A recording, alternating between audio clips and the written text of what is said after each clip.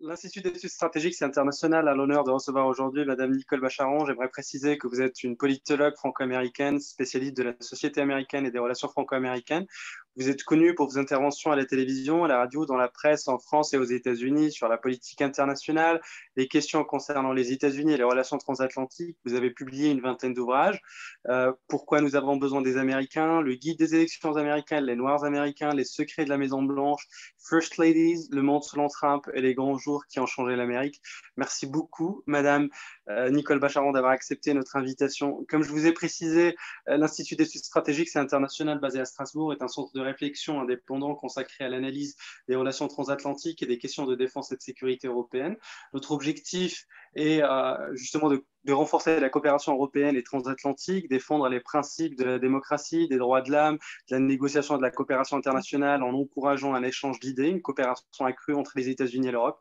Notre centre donne la parole aux décideurs, hommes politiques, professeurs, universitaires, étudiants, représentants des ONG, journalistes et militaires également, afin de traiter des problématiques diplomatiques, stratégiques et internationales. Alors, Madame Nicole, ma première question pour vous, comment s'articule la coopération au niveau diplomatique entre la France et les États-Unis pour déstabiliser les opérations militaires de Poutine?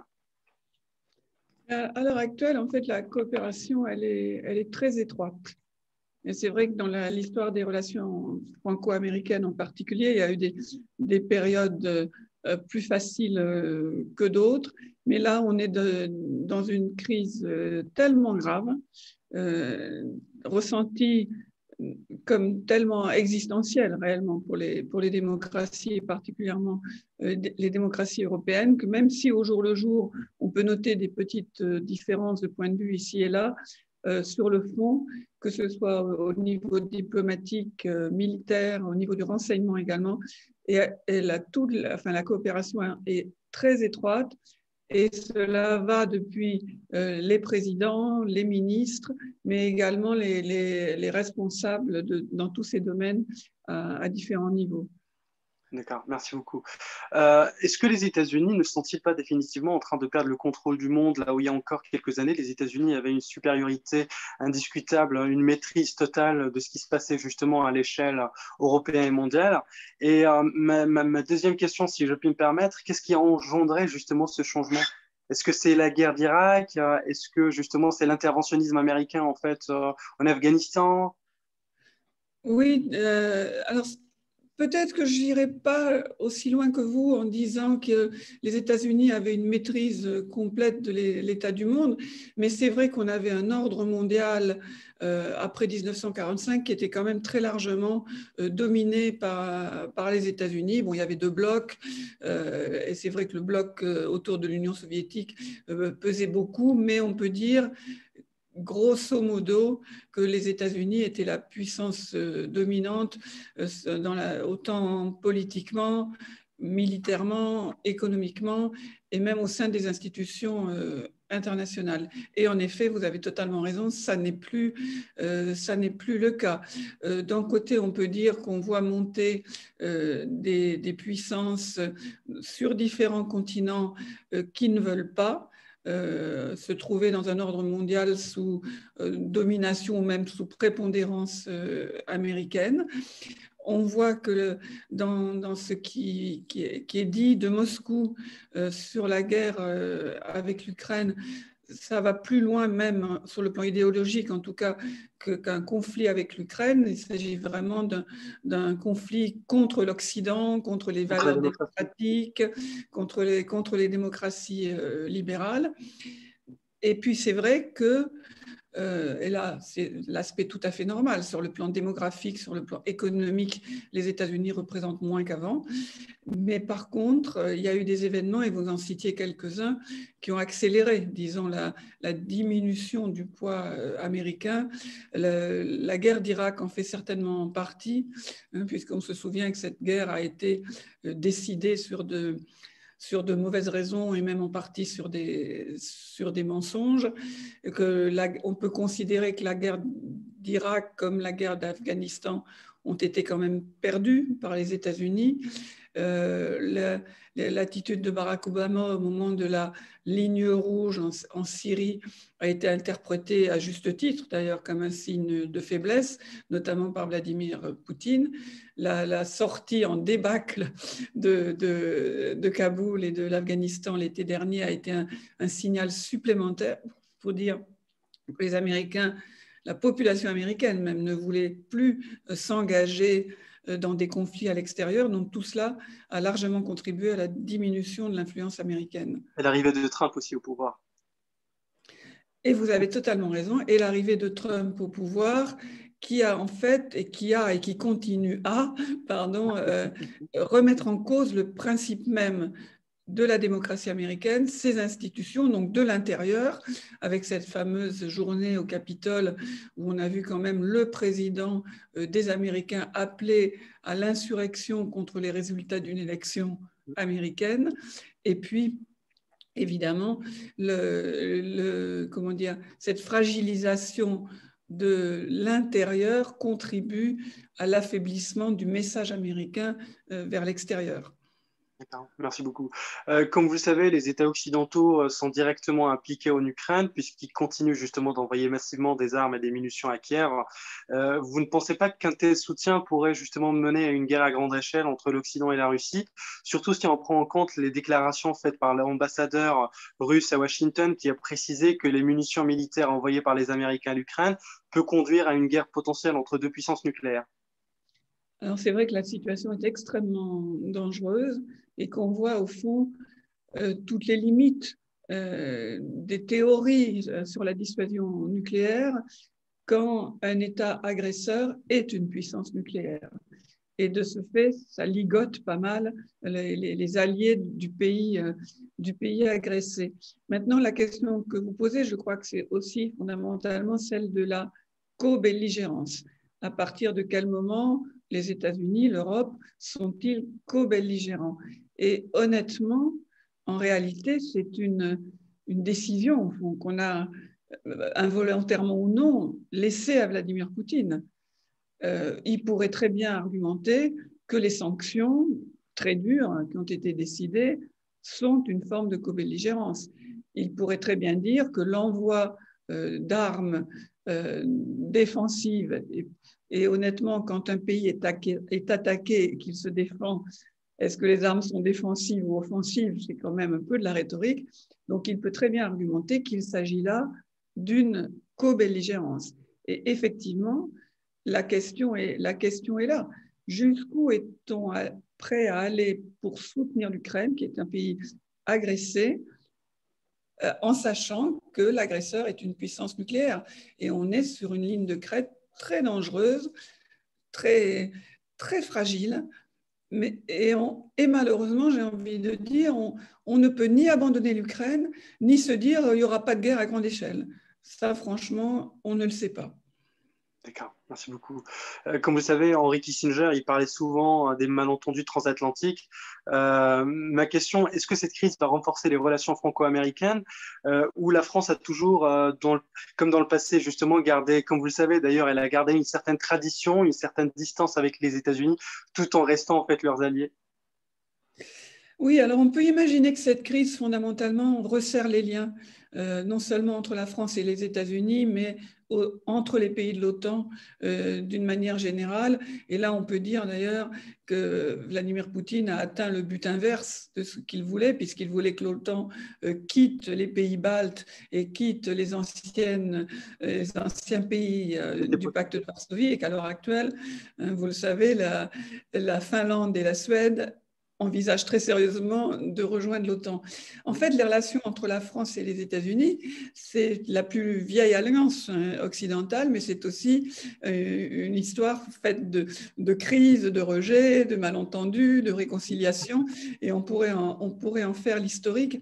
Mais si on envisage cette histoire de manière précise, on s'aperçoit qu'au fond, il y a eu maint conflit pacifique, mais conflit quand même sur des questions politiques, économiques, stratégiques, d'armement, etc.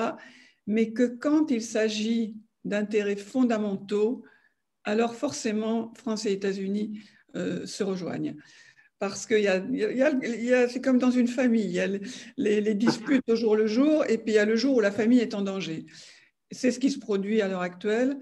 Et donc, même, ça s'est produit aujourd'hui, mais ça s'est produit notamment en 1917, en 1944, et à d'autres moments, même en 1962, au moment de la crise des missiles, quand vraiment les questions sont profondément graves, très graves, on s'aperçoit que les intérêts fondamentaux de la France comme des États-Unis concordent, même si la France tient à garder sa manière de s'exprimer, sa manière de regarder le monde. Et ça, je ne pense pas que ça va disparaître. D'accord, merci beaucoup. Alors, une question, est-ce que finalement Emmanuel Macron, qui pendant d'ailleurs toute la période de crise en amont de la guerre et au début justement de la guerre en Ukraine, n'a pas été finalement le seul chef d'État occidental à garder son sang-froid et à faire en fait ce qu'on attend justement d'un président, c'est-à-dire jouer le rôle de médiateur pendant la guerre, là où d'autres chefs d'État comme Boris Johnson ou Joe Biden qualifiaient Poutine justement de dictateur et de tueur, au moment justement où le président de la République était un peu plus sous la réserve, ce qui lui permettait justement d'avoir un certain dialogue avec la Russie, surtout que Poutine prenait en otage le monde entier, surtout quand il parlait de mettre en alerte son système de défense nucléaire. Oui, alors c'est vrai qu'aujourd'hui, ces jours-ci en particulier, se pose la question du vocabulaire employé à l'égard de Vladimir Poutine.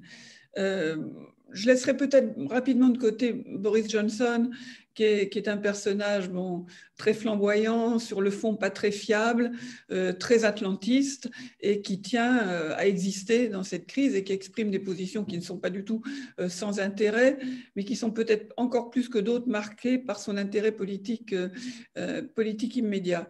Alors c'est vrai que Emmanuel Macron a tenté le dialogue avec Vladimir Poutine et qu'il a laissé, si j'ose dire, la ligne de téléphone ouverte jusqu'au 29 mars, jusqu'à ce qu'on découvre les atrocités de Boutcha et d'autres banlieues de Kiev.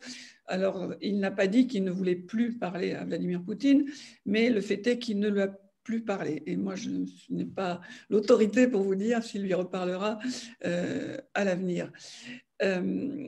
Mais ce qui me frappe dans l'attitude de Joe Biden, qui a employé des mots comme tueur, boucher, cet homme ne doit pas rester au pouvoir, et encore hier ou avant-hier, il a parlé de génocide, alors qu'en France, quand même, notons que M. Le Drian, donc aux Affaires étrangères, a parlé de crimes contre l'humanité. Donc, je veux dire, la vision sur le fond, je crois, n'est pas très différente. Mais c'est vrai qu'Emmanuel Macron refuse ce vocabulaire, j'imagine, au nom de il faudra quand même qu'on négocie un jour ou l'autre, et donc il ne faut peut-être pas couper les ponts. Et il me semble que la chose première chez Joe Biden, c'est que malgré tout, il dit la vérité. Et il tient à dire la vérité, et peut-être être une stratégie américaine différente de ce qu'ils ont pu faire autrefois, parce que c'est ce qu'il a fait aussi avant la guerre au sujet des renseignements américains, qu'il a mis en fait sur la place publique concernant les intentions de la Russie. Et aujourd'hui, il dit ce que chacun d'entre nous peut constater. Et c'est vrai que la marge entre crimes de guerre et crimes de génocide, elle est quand même très mince. Et au fond, il s'agit plutôt de ça. Là, ce qui fait la différence, c'est l'intention systématique, disons, qui viendrait du chef du Kremlin. Je pense aussi qu'outre la volonté de dire la vérité, il y a chez Joe Biden probablement la conviction qu'on ne pourra pas négocier avec Vladimir Poutine. Et que toutes les tentatives qui ont été faites, et il y en a eu beaucoup, au fond, n'ont jamais été une négociation. Vladimir Poutine a accepté de parler beaucoup avec certains leaders, et notamment avec Emmanuel Macron, mais il n'a jamais rien concédé. Il a menti tout le temps, et aucun de ses engagements ne vaut rien. Et maintenant, il est à la tête d'une armée qui commet des exactions épouvantables. Donc, je crois que Joe Biden ne pense pas que l'on puisse négocier avec Vladimir Poutine, et que c'est peut-être là profondément qu'est la différence de choix de vocabulaire. D'accord. Euh, Comme je vous ai précisé, en fait, au départ, l'objectif de notre centre est de donner la parole aux décideurs en politique et aux professeurs universitaires, étudiants, représentants des ONG, journalistes et militaires également, afin de traiter des problématiques stratégiques, diplomatiques et internationales et surtout de proposer des options, solutions politiques susceptibles d'aider les décideurs européens à trouver une nouvelle voie de dialogue pour maintenir la paix et la sécurité en Europe. Alors, mes questions pour vous, quel est votre conseil aujourd'hui pour les décideurs européens? C'est la question la plus difficile que vous puissiez me poser. Et je parle réellement avec beaucoup de gens en Europe et aux États-Unis à différents niveaux de responsabilité et personne ne voit la sortie de crise. Ce que l'on semble comprendre, c'est que cette guerre va être longue, que désormais, bon, les Ukrainiens reçoivent des armes très, très lourdes, très efficaces, et que donc les combats vont nécessairement se prolonger, que probablement les atrocités vont augmenter. D'après ce que l'on entend de Moscou, l'objectif n'est plus de conquérir toute l'Ukraine ou de changer le régime de toute l'Ukraine, mais de réellement conquérir toute la région du Donbass et le bord de la mer d'Azov. Et tout cela ne peut pas se faire sans un redoublement et de batailles et d'atrocités, avec l'objectif, semble-t-il, pour le Kremlin, d'écraser totalement cette région et de l'occuper pendant des années. Si cela se produit, et c'est un grand si, moi je ne vois pas de paix durable ou de sécurité en Europe, avec aux frontières d'une Ukraine à moitié croupion et aux frontières de l'OTAN et de l'Europe, un régime russe aussi agressif, aussi menteur et aussi dangereux. Donc, je me sens bien incapable de donner des conseils, à part peut-être de faire, et c'est pas facile à faire, une véritable analyse des intérêts et des risques à prendre. Et je pense notamment à la question de l'embargo sur le gaz et le pétrole russe. Je crains fort qu'on soit obligé de toute façon de le faire à cause de cette, comment dire, de ces atrocités redoublées. Et qu'on soit obligé de le faire tard, trop tard, en se disant on aurait dû y aller plus tôt. À l'heure actuelle, vous avez peut-être vu les derniers chiffres. Depuis le début de la guerre, l'Union européenne a envoyé 1 milliard d'aides de différentes formes à l'Ukraine, ce qui n'est pas rien. Mais pendant ce temps-là, payé 35 milliards de gaz et de pétrole à Vladimir Poutine. Donc, l'idée que c'est là-dessus que l'Europe doit se concentrer, comment à la fois se sevrer en quelque sorte de l'énergie russe et compenser, soutenir, mutualiser au fond les coûts et la difficulté entre pays européens, me semble une voie sur laquelle travailler. J'avoue, je sais que c'est non pas un conseil, mais disons un point de vue qui ne concerne qu'une partie du problème, mais enfin c'est une partie importante. D'accord. Merci beaucoup, Madame Nicole Charon, d'avoir accepté notre invitation. Je vous souhaite bon C'est un courage pour la plaisir, suite. Walid, vraiment. Merci. C'est un plaisir de vous rencontrer, même Merci, de loin. du plaisir est pour moi.